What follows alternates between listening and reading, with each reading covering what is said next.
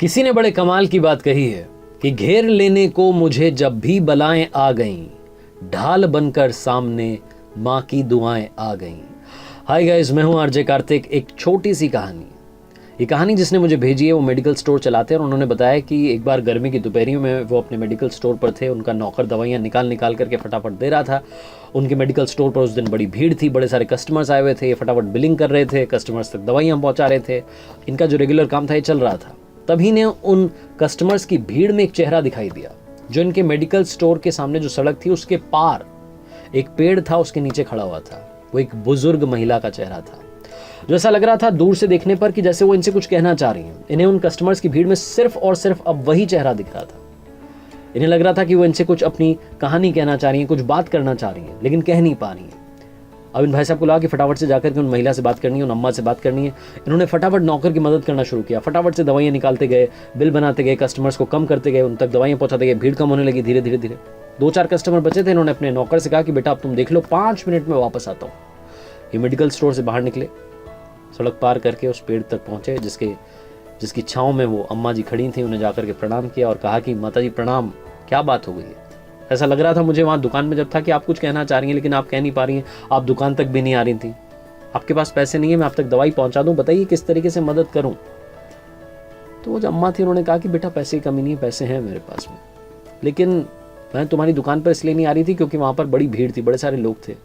मुझे लगा कि जब कोई नहीं रहेगा तब चली जाऊँगी। तो उन्होंने पूछा कि ऐसी कौन सी दवाई चाहिए आपको जो आप उनके सामने नहीं ले पा रही थी? आप आ जाती, आप बता देती, मैं आप तक दवाई पहुंचा देता। आप परेशान क्यों हैं, इस तरफ क्यों खड़ी हैं? तो जो अम्मा थी उन्होंने बताया कि बेटा मैं क्या बताऊं, कल शाम में मेरे बच्चों का कॉल आया। मेरे बच्चे ना बड़े शहर में रहते हैं और वो मुझसे मिलने के लिए हर बार गर्मी की छुट्टियों में आते हैं। मेरे बेटे ने मुझे कॉल करके बोला कि मम्मी इस बार मैं, मेरी वाइफ, मेरे बच्चे, हम लोग घूमने के लिए हिल स्टेशन जा रहे हैं और मैं इन सबको लेकर के जा रहा हूँ क्योंकि इनकी छुट्टियाँ बार बार नहीं आएंगी। तो वेकेशंस में हम पहाड़ों में घूमने के लिए जा रहे हैं और आपसे मिलने के लिए इस बार गर्मी की छुट्टी में नहीं आ पाएंगे। वी आर सॉरी मम्मा, अगली बार पक्का आएंगे। और ऐसा बोल करके मेरे बच्चे ने कॉल कट कर दिया। और जब ये बोल रही थी वो माता जी, तो उनकी आंख से आंसू टप टप टप टप गिर रहे थे। ये भाई साहब समझ नहीं पा रहे थे कि क्या बोलें। तभी वो माता जी अचानक से संभली और बोली कि बेटा मुझे याद आ गया, कौन सी दवाई चाहिए? तो उन्होंने पूछा कि बताइए बताइए कौन सी दवाई चाहिए, मैं फटाफट से लेके आता हूँ, आपकी मदद करता हूँ। तो अम्मा ने बोला कि बेटा क्या आपके मेडिकल स्टोर पर बच्चों को भूलने की दवाई है? मुझे मेरे बच्चों को भूलने की दवाई चाहिए। और ये बोल करके वो अम्मा जी वहाँ से चुपचाप चली गई। ये भाई साहब सुन्न हो गए।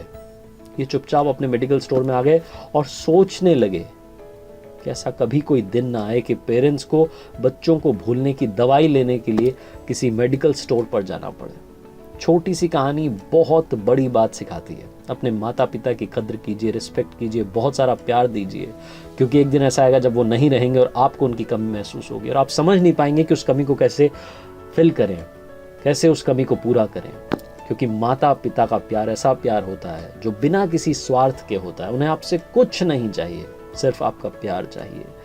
आरजे कार्तिक एक बार फिर से आपसे कहेगा, माता पिता के प्यार के साथ, ऊपर वाले के आशीर्वाद के साथ, अपने हौसले के साथ कर दिखाओ कुछ ऐसा कि दुनिया करना चाहे आपके जैसा। आज कुछ अच्छा सुनते हैं।